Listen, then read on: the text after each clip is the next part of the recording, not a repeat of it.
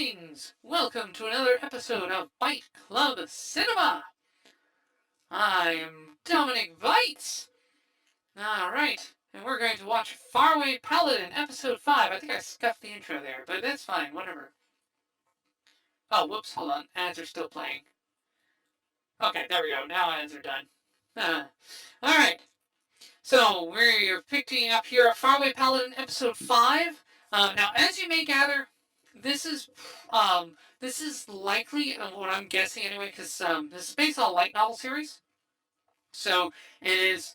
I like to make a game of like, so where in the light novel are we? I'm guessing this episode is the end of the first light novel. Basically, the first light novel is Will with his adopted family, and that's where all of this takes place. Is in the first novel. So that's my guess. So this is the finale of the first novel.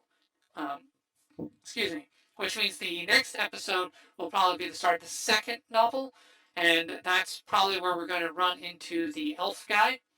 And then third novel, usually 3 to 4 episodes, or 4 to 5, is pretty common for when adapting a light novel. One light novel usually translates pretty easily into 3 to 4 episode segments. You can see that with Shield Hero Season 1, where the first novel took, I think, about 5 episodes, but then they did the next couple ones in like 4 episode chunks. So it just went to like episode 12 or 13. And then volume 4, they took like just an immense amount of time. They took like 8 episodes or something, but they still managed to screw it up. I don't know what was going on with Shield Hero. That was weird. And oh boy. I may watch season 1 again on there just to break down all the problems with the second half of it. But God, the first half was great. First half of Shield Hero was really, really good. Second half was, oof. Ooh, God, the pacing. God.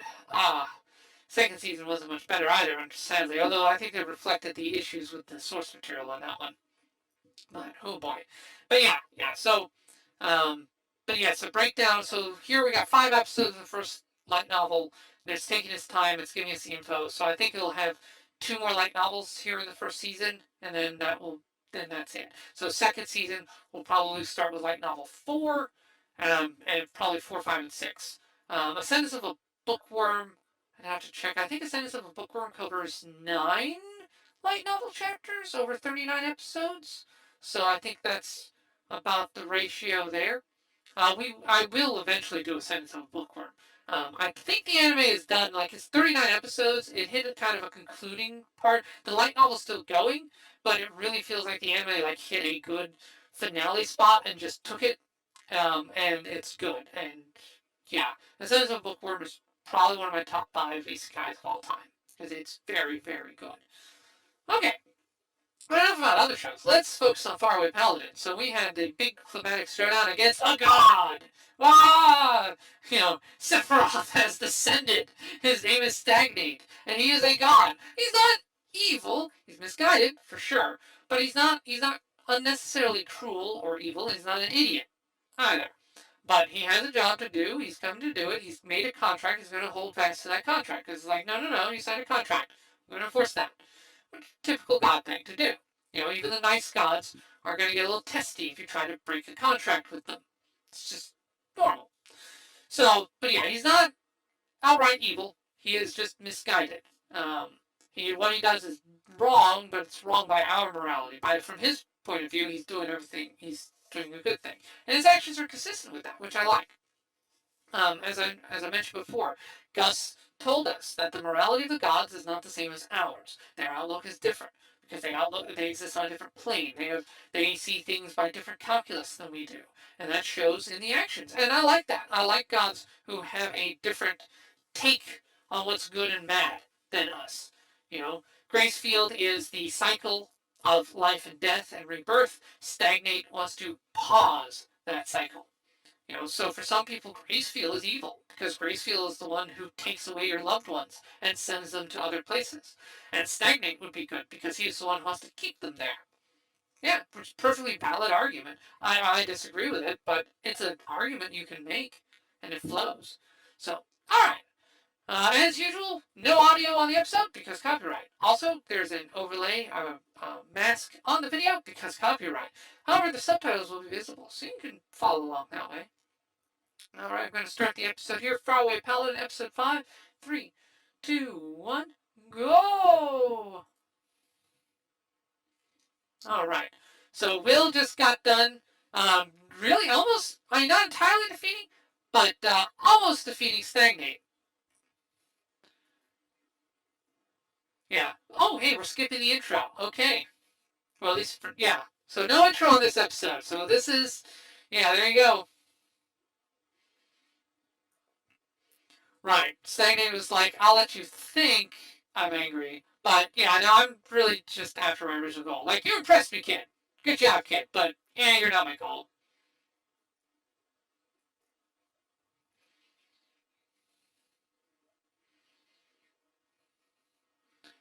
Yeah, he says, yeah, I mean, you partnered with his mortal enemy. Yeah, the only reason Stagnate doesn't like Will anymore is because you partner with his mortal enemy. He was impressed by the kid. He was not like, oh, you're defying me, therefore you're bad and I'm gonna spite you. No, it's like, hey, you're doing a good job. Man, that's really cool. It's very merit based.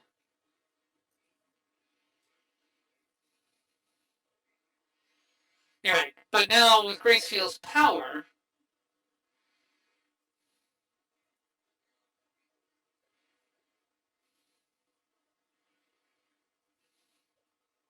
yeah, basically Stagnate ended up playing the game that Will was going to play.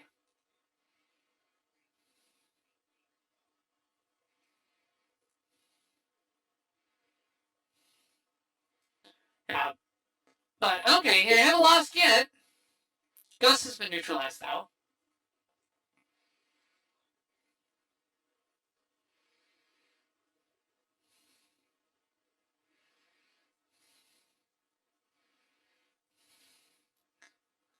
Yeah.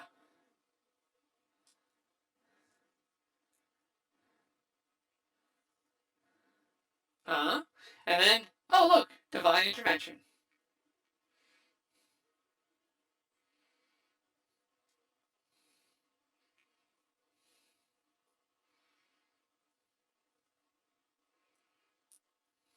Yeah, I think that's Mater, the one that Mary has been praying to.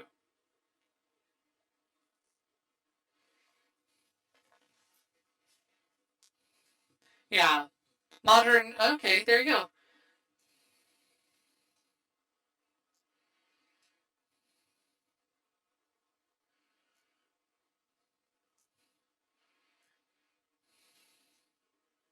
Right.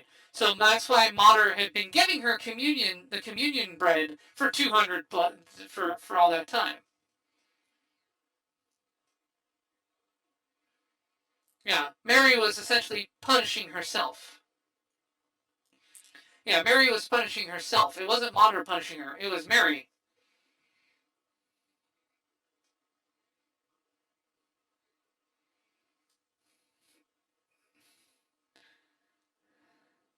Yeah. Yep. Right. He could be the one to guide them back. And if he does that, he frees them.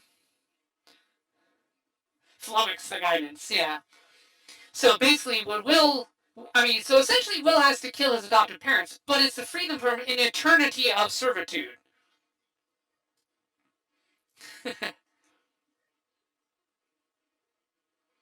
Right. It dodges.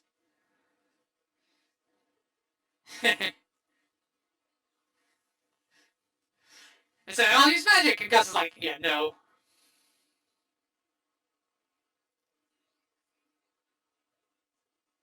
Yeah, perfectly timed neutralization. And it's like, yep, I'm gonna stab you with the god killing blade. Enjoy.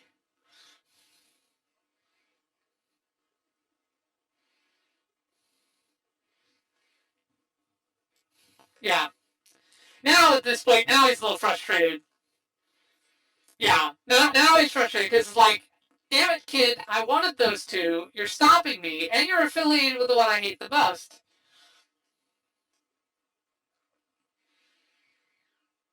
Yeah, now stagnate is annoying because now it's like, okay, like you were really amusing, and I wanted you, but it's like, yeah, now you're getting in my way. Now you're actually frustrating me.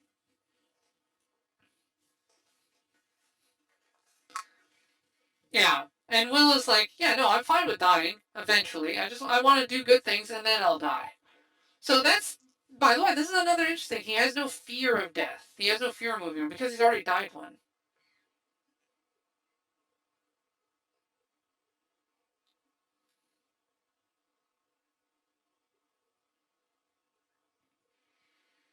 Yeah,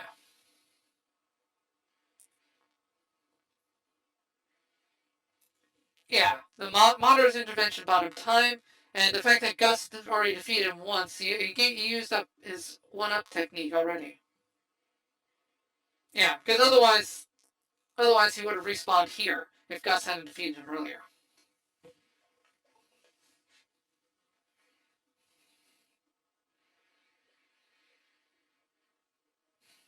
Yep, he defeated a god.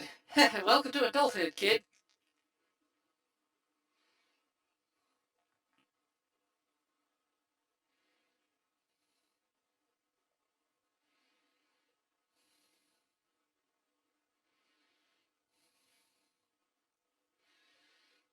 Yeah, and even Gus is probably impressed because Gus was definitely not expecting to be able to achieve this.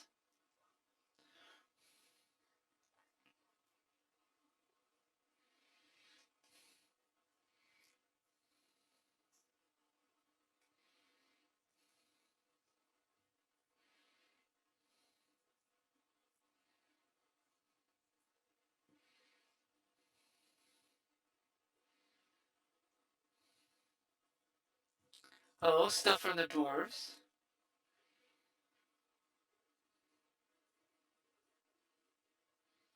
Yeah, if I had. Oh, right, this is the ghost. He can't consume it, but.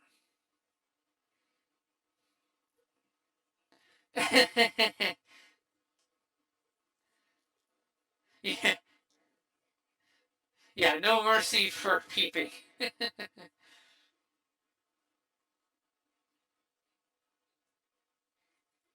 Yeah, this time. Oh,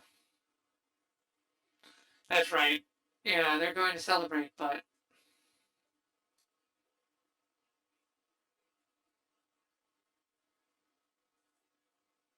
Oh.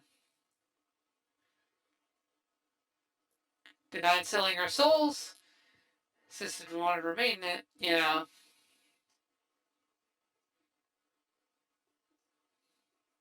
Yeah. So,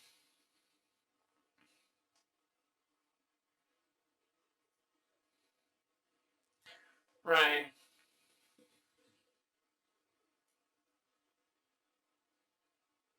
Right. So basically, stagnate is like, okay, if you can't be mine, I'm just getting, yeah, like, goodbye. Goodbye to your bodies. Like, I'm not, no.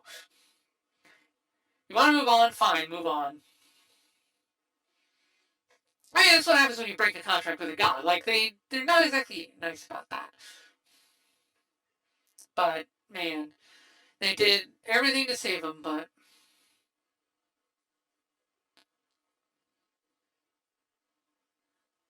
you gotta live right and then die. They delayed their deaths. They delayed their deaths for a couple centuries, but they can't put it off anymore. Now that they've refused Stagnate's offer of eternal servitude, they have to go now. It's the only way to make it right.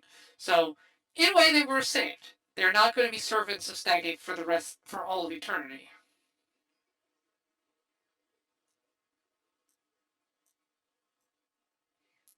But Gus knew it.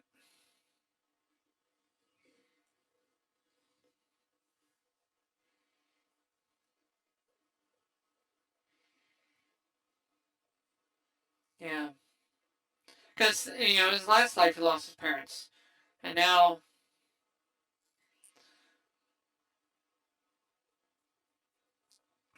but unfortunately,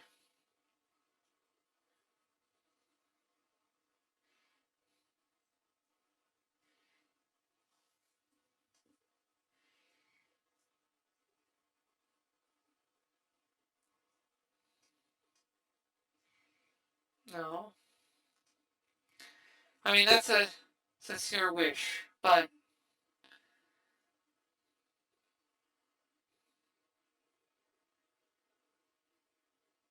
yeah. But it's a, yeah, they can't stay, but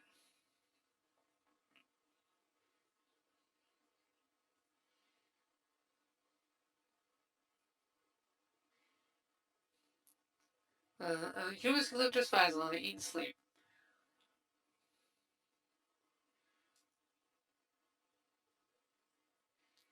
Yeah, live your life without us. Two or three pretty girls. Don't encourage her to be insincere. I love the contrast between Mary and Blood. You know, Mary is very genuine. You know, she is definitely a good, sincere mother type. Um, you know, whereas Blood's the gregarious, but they're also a good match for one another, which they were in life.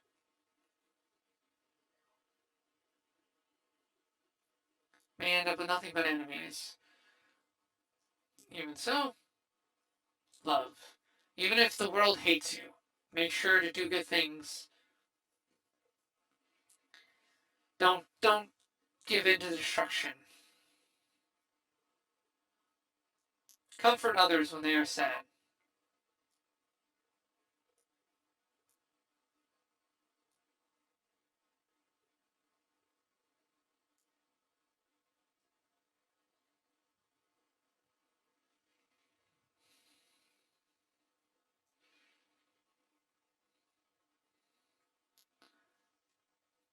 Yeah, that's how she used to look. Hmm.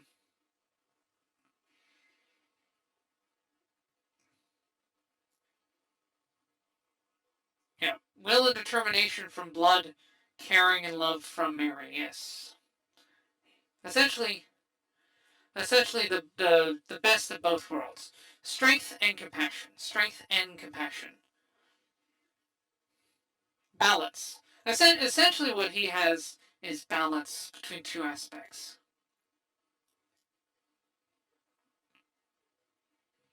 And at least they get a time for a drink before they have to go. Okay, that's good.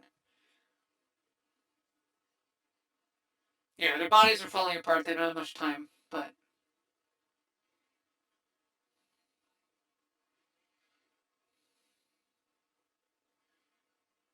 yeah, the last drink though. Yeah, they don't have much longer.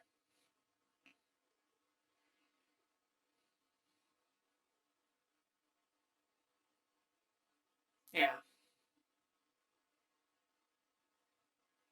but now they are free.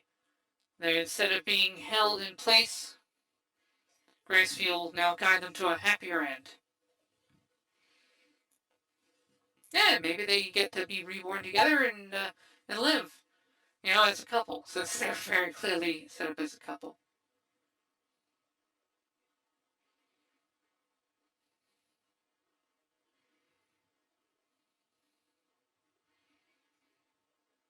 Hmm. And he gives them the grams.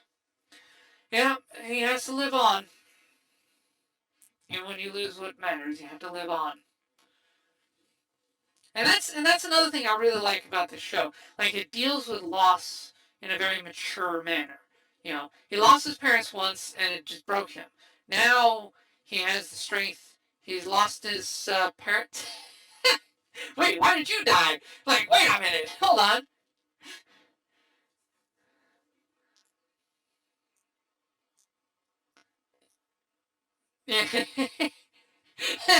You can still joke with Gus. That's great. Uh,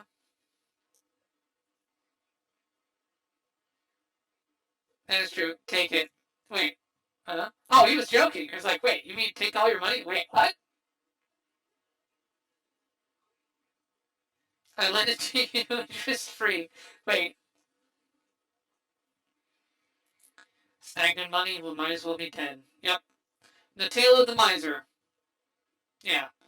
Yeah, if you have a bunch of gold and you bury it and you never intend to spend it, it's no different from a rock.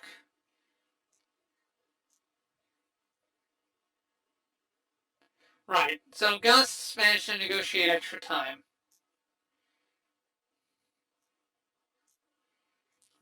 So Gus maintains the seal until the god of the undead regains his power. What? Yeah, so Gus will oversee the seal.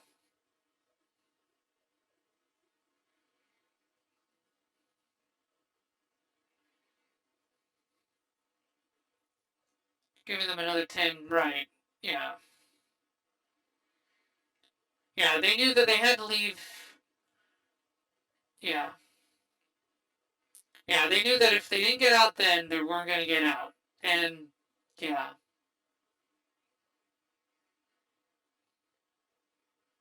Yep, they were just as weak and tempted as he was.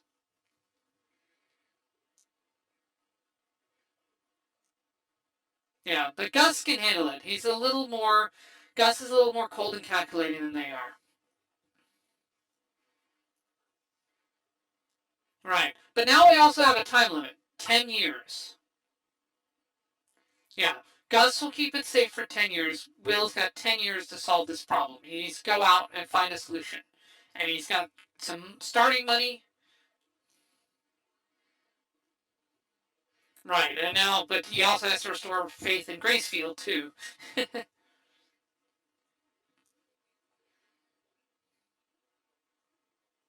Yep.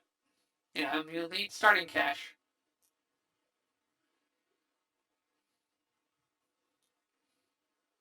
Yeah. So he's going to venture out, spread the world of Gracefield, and find a solution for the seal. Because, yeah, if he doesn't do that, the whole world could end. Because, that High King gets out, and he's going to pick up where he left off. And, of course, the first thing the High King's going to do when he busts out of that seal is go to try to find his sword that Will has. Oh, no. So, yeah. So the High King is already being set up as the end boss for the series. He's got 10 years to prep for him.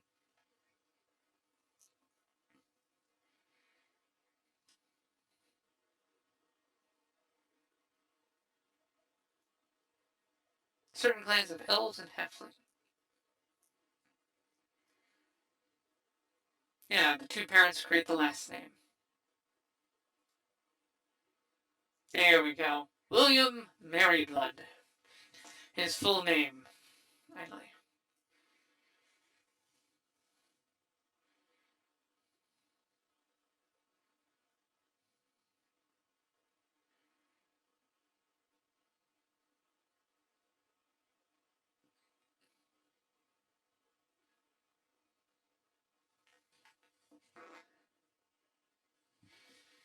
You don't need Minish.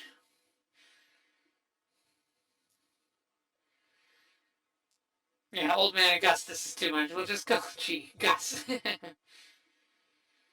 Here we go. William G. Maryblood. Yeah, there we go. Now he has a name as he ventures out.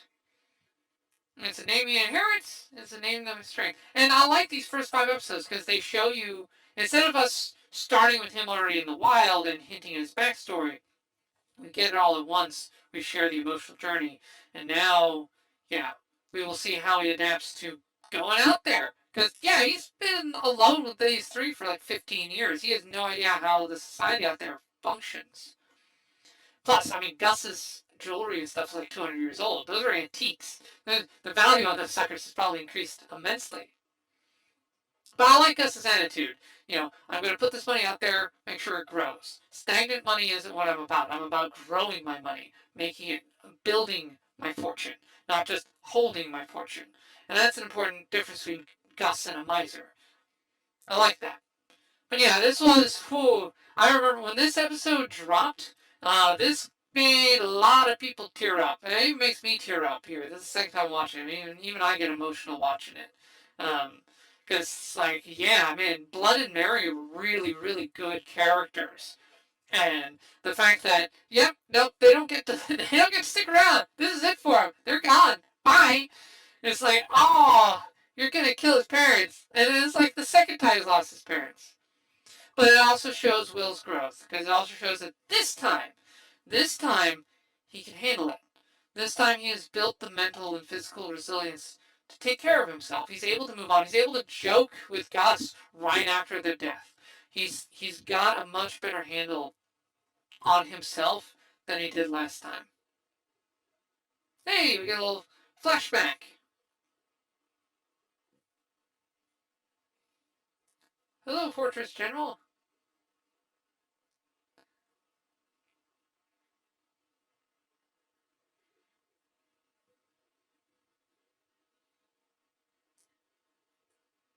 Yeah, we get a little flashback to Blood and Mary.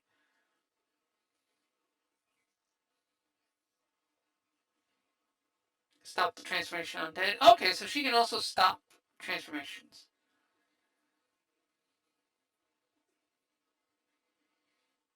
We're taking down the fortress.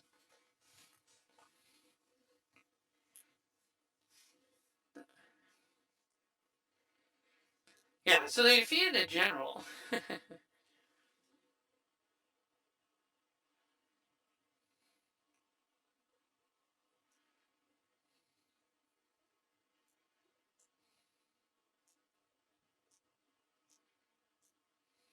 Yeah, one-way street, no way back. So they went into this.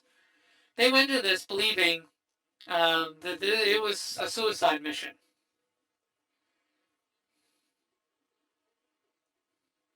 Seeing you die would hurt. Could you?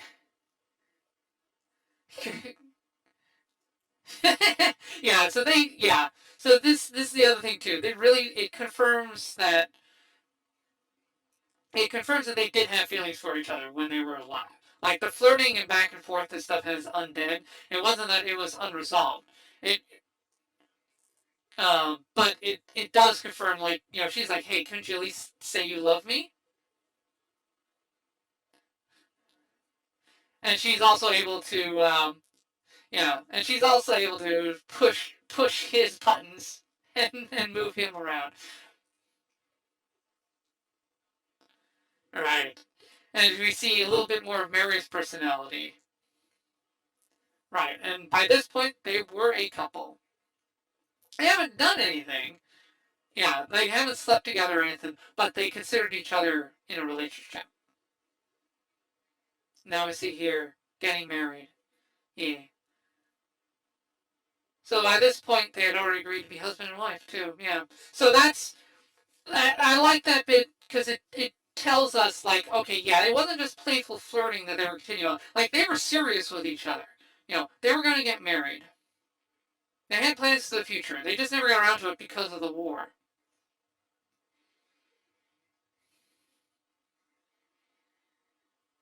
And we also get to see how their plans, you know, plans for their kids,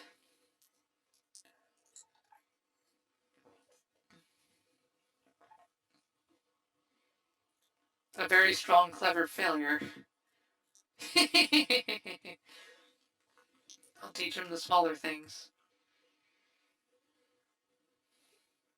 Yeah, they never got to have a kid, but they had got to have Will.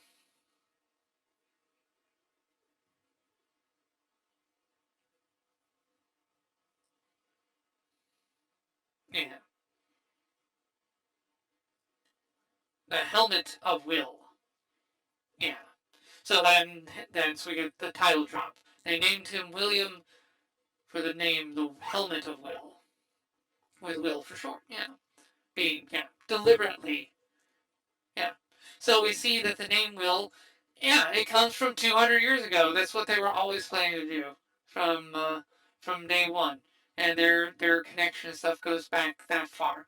So yeah, I like that. Flashbacks are a dime a dozen. A lot of shows. A lot of shows overuse them. Here, it's done very tastefully, and it's just done to make sure and wrap up any possible loose ends. So they hint in there that Blood and Mary are a thing and they are together, but they leave it at playful teasing.